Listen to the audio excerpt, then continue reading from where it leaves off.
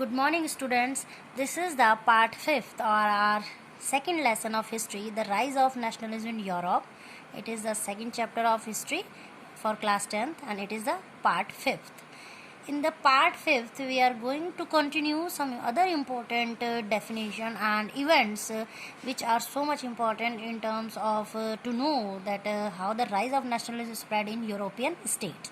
So here we are continuing 1848, the revolution of the liberals. As in earlier video we have talked about the 1830 to 1848, how the various type of revolution come together to spread the feeling of democratic waves and channelize the common people with the idea of nationalism. So here that particularly 1848 was known as the revolution of the liberals. Liberals, as you know, all the middle class educated people, teacher, professor and prosperous artisans were involved in it. That as we came to know that during 1830 to 1848 there were so many revolts in those years, revolts by the poor people, unemployed and starving peasants, including workers in many European countries. One such revolution, led by the liberals in February 1848 in France, had brought the abdication, the end of monarchy system, although it was for some time, but at least that time for some time the power from the monarchy system has abdicated and a republic based on universal male suffrage had been proclaimed. And these liberals proclaimed themselves that they declared that up to the age of 21 there should be a universal suffrage power has been given to the all male in Europe. In the other parts, at the same time, the waves of nationalism and democratic feelings spread to the other European nation also, and in the other parts of Europe like Germany, Italy, Poland and Austria and Hungarian Empire also. Now the men and women of these area also of the liberal middle classes combined their demands. Now day by day they are coming to know to add the more power and more rights in their demands. They demanded universal constitution for national unity. They demanded for the creation of a nation state on the basis of parliamentary principle. It means they demanded that there should be a parliamentary body, and though they favor that there should be a monarch, but he should be limited, his power should be limited within the parliament. Now, which should involve a constitution, freedom of the press and freedom of association. According to the liberals, they wanted a free nation state in Germany which should be having a constitution, freedom of the press should be there and the freedom of association. The main 3 points which the liberals wanted during the 1848 revolution, that a universal constitution they demanded, freedom of press they demanded and freedom of association. Freedom and universal constitution means that according to them that if there will be a law and the law will be supreme, that even the monarch has to follow, his power is also limited within the parliament or within the constitution, then they thought that there will be then equal opportunity and equality among the people, as the constitution should be supreme. Second, they also want that the press, the media should be free within the monarchy system, and monarchical power also limited with the constitution. Press should be having the free, and the press should be having the power to express, to spread the news or information which is in the favor of country people or the, you can say, development of nation.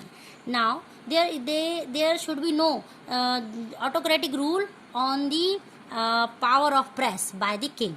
Third, freedom of association. They also wanted that under the democratic system in Germany, that all the country people should be free to form their association, as in monarchy system they were not free, they cannot make their own association, they have to follow the rules and regulation of the rulers or the king or the monarch, and whether it is you can say it is in their favor or it is in their against. Next, that in the German regions a large number of parties political association marched towards the city of Frankfurt. After this, after drafted this demand, the large number of people joined each other and they went to the Frankfurt for an all German National Assembly. And the political association included middle class professionals, businessmen, and prosperous artisans. They all come together and they move towards the Frankfurt for an all German National Assembly. They wanted that there should be a all German National Assembly under which the parliamentary government should be proclaimed, the freedom of press should be included, and freedom of association should be proclaimed. Then what had happened? That next on 18th May 1848, 831 elected representatives marched in a festive procession to take their places in the Frankfurt Parliament together in the Church of St. Paul. That it was the day of 18th May 1848 that all the liberals elected representatives moved forward and they went in the Frankfurt Parliament to take their own places, and it was in the Church of St. Paul. They drafted a constitution where they have drafted a constitution for German nation which should be headed by a monarchy, subject or liable to the parliament. That they wanted that there should be a king, but the king's power also limited within the parliamentary body, where they want their elected representative will be having the powers in the parliament, so that the monarch cannot do autocratic rule. Now the result of it, that what has definitely the monarch of that time were not liking this idea. Frederick William IV, who was the king of Prussia, he rejected the crown offered by all the deputies of the parliamentary body. He just rejected that he is not ready to accept such type of parliamentary intervention in his monarchy system, and he was also against this, you can say, this idea of nationalist, and he joined other monarchs to oppose the elected assembly. Finally, by the pressure of the troops and the royal powers, assembly was forced to disband, broke up. Once again, the spirit of nationalism among the liberals was broke down by the power of army and all the monarchs. They were also once again broke down. Now, another important event during the nationalist struggle in 1848 was women's participation in the struggle. That politically awareness was not limited to the men only. This issue of extending political rights to women also becoming controversial during the 1848. Under the liberal movement, a large numbers of women had participated actively over the years. That over the years, the women also participated freely to support the idea of nationalism of the liberals, and result of it that now the women formed their own political association. Now they are also becoming aware about their rights, and politically they are becoming more active. They formed their own as political associations. Women founded newspaper. They also started their own newspaper to spread the idea, where they also got the opportunity to show their talent, written talent, and so many hidden skills also come out. Took part in political meetings and demonstration. The female or the women of Europe, of France, Germany also started to conduct the political meetings and demonstration. Now, despite that, women were not having, even that time, despite that women were not having suffrage rights, it means voting power during the election of the assembly. That when the Frankfurt Parliament convened in the Church of St. Paul, women were admitted only as observer to stand in the visitors gallery. It was a very earth-shaking you can say position of the women in 1848 in Europe, that when these 831 representatives marched towards the Frankfurt Parliament for an all in German association, the assembly, that time women were also there, and they were only seeing the whole, you can say, discussion as a viewers. It means they were not having their significance in the political arena that time. Now, the result of liberals' revolution of 1848, Through conservative forces were able to suppress Though conservative forces were able to suppress liberal movements in 1848, yet these conservatives could not restore old order. The one thing is clear very much, that although all the conservatives, it means all the monarchs, kings, got the success to once again stop the liberals, but still they were not got the full success. Now the monarchs were beginning to realize that, as now all the monarchs and conservatives started to realize the fact that they could not stop the liberals for a long time. So gradually the kings had started some changes after 1848, which were already taken place in Western Europe before 1815. Now they were also, the monarchs and all the conservative, also realizing the fact that for a long time they cannot stop, they cannot ignore the power of nationalists or the liberals. That's why they started to change somehow some rules which were in the favor of common people. Now in Central and Eastern Europe, the serfdom, what they have done, that they have ended the serfdom and the bonded labor were abolished. They stopped the bonded labor, you can say, strategy, and the serfdom also, both in the Habsburg and in Russia. In Russia and Habsburg, they stopped these, you can say, these serfdom and bonded labor strategy. Now the second thing is that at the same time, how the making of Germany possible, how the Germany became an independent nation after the 1848. That now it is clear that in 1848 the liberals had started the spirit of free nation state with democratic rule. For this they went to Frankfurt Parliament, but at last rejected by the king and other monarchs. After some time, the monarch felt that they had to take advantage of these liberals and nationalists by treating them diplomatically in the name of nation states for the Germany.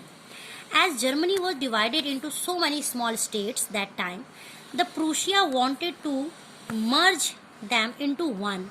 So what they did, these conservatives also start to show nationalism.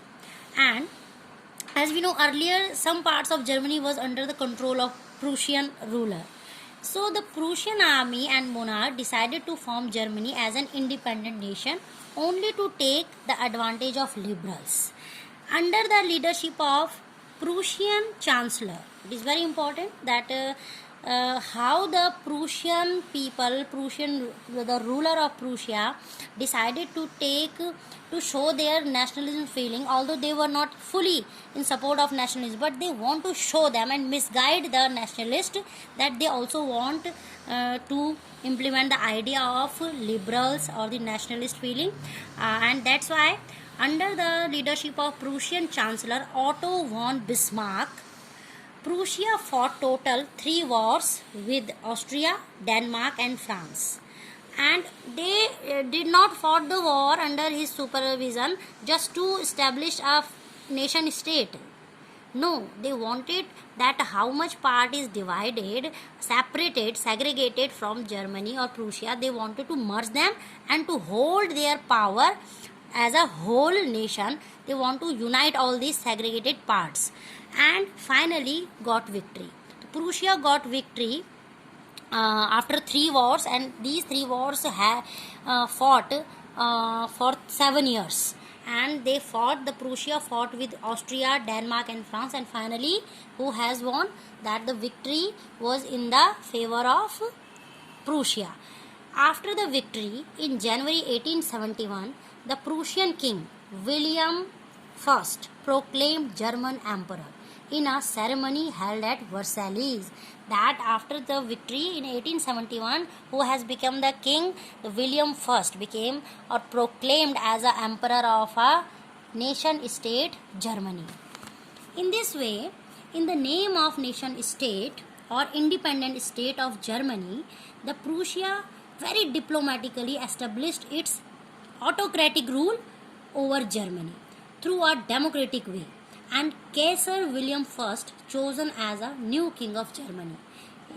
The same, it was a Kaiser William I became the first king of you can say unified Germany. Now points to remember under this heading, there are two figures which you have to remember when we say unification, the making of Germany. Otto von Bismarck, he was the chief minister of Prussia. He was the Prussian chancellor, a diplomat of 19th century. He was known as the Iron Chancellor, as under his supervision that Prussia got the victory after the three wars, and they merged France, Austria and Denmark into one free state which was known as Germany. Kaiser William I, the new king of unified Germany. Now the another important thing, unification of Italy, that after the unification of Germany, how the Italy also came to in the you can say aware, it also became aware that the monarch of Italy also wanted to merge separate parts of Italy into one and show their power for their advancement. Like Germany, Italy was also scattered over several dynastic states during the middle of 19th century. Italy was divided into 7 states. You can understand by this figure that it was the Italy structure. Then if we divide Italy during the 19th century, it was having the 4 major parts. First, the north part. The north part was having the power under Austrian Habsburg, and second, the south part, it was under the control of Bourbon kings of Spain, not France. The southern part of Germany was under the control of Bourbon kings of the Spain. Third, the central part, and it was under the control of popes. It was known as the Papal States. And the fourth one is islands, Sardinia and Piedmont. So these two islands, this fourth part was purely under the princely house. That these two islands, Sardinia, Piedmont, the fourth major part of Italy, and only this part was purely under the control of monarchs. It was known as princely house. Now the monarch of the Italy also wanted to merge these different states into one, and just like to rule the German as a one state, as a unification of Italy, and so that they can improve the economic condition of the Italy. It doesn't mean that they were in the favor of you can say nationalist movement, or they were in the favor of one nation state feeling. No, they just want to take the advantage from the nationalists, and they want to merge all the different parts of Italy into one, so that they can just rule smoothly. If all the 4 parts merge into one, then it will be very easy and convenient for the prince to run the one unified nation. But you cannot say that they were in the favor of nationalism. Now what they have done, that in Italy also the conservative, like the monarchs of Sardinia, Piedmont, named Victor Emmanuel II, started to show his support to the nationalist. That time, who was the ruler? That Victor Emmanuel II. He started to show his support to the nationalist, so that the whole economic advancement of Italy can be done.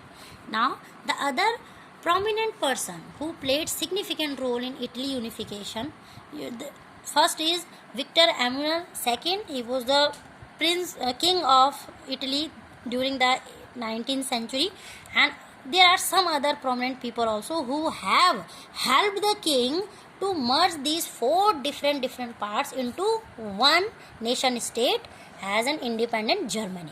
So who are they? They are Giuseppe Mazzini, although I have explained it earlier, but he revolt of 1815, he has done a commendable job, but in the unification of Italy he has also done so many great things, as he has made a young Italy, so many secret society in the favor of Italy unification. Now the second prominent figure, Chief Minister of Sardinia, he was Cavour. He had a very good relationship with France, and he neither a revolutionary figure nor a democrat. So he commanded by the Emmanuel II to conquer the North Austrian Habsburg area for Italian unification. So the Cavour, who was the chief minister of Sardinia, he was having the command of the king Emmanuel II, that he has to conquer the north part which was under the control of Austrian Habsburg, that he has to conquer the north part of the Italy, so that it can also easily merge with the princely state. Now the third figure who has done a great job to unification or unify the Italy, Giuseppe Garibaldi. He is, don't confuse with Giuseppe Mazzini with the Giuseppe Garibaldi. He is another prominent figure. He started movement with local peasants and defeated to southern part of the Italy.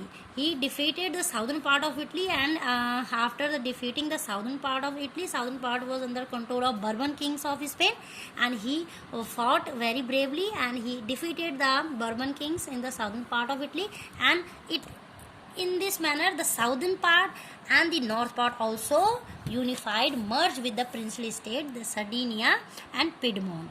Now, so in this way, two parts, north and south, had unified. One is already under the direct control of the princely house, it was Sardinia, Piedmont, and the last remained the central part. The last part was remained, and it was under the control of popes. It was a central part which was known as papal state. What had happened when the north part and the south part were unified by the Giuseppe Garibaldi and the Cavour, then this left part also became that they were not having the confidence, and they became conscious that what will they do separately, so they themselves surrender to them, and in this manner all the three parts including the fourth part, unification of Italy has held. Now that, so in this way two parts north south had unified, and remaining central part itself dilute as seeing isolated situation. Lastly, all four parts merged into one, and Italy unification held in 1861. So in 1861, after 1848, in 1861 the unification of Italy has done. So in this chapter we have discussed about, in this video we have discussed about the 1848, the revolution of the liberals. You come to know what is all about, who are the liberals, what they wanted politically, economically, what their demands politically, economically, socially, what they wanted. Next, universal constitution they wanted, freedom of press, freedom of association. It is politically they wanted such type of changes. Now the result, that time Frederick William IV reject the crown by the deputies, and he joined the other kings as a revolt or to repress the power of nationalist.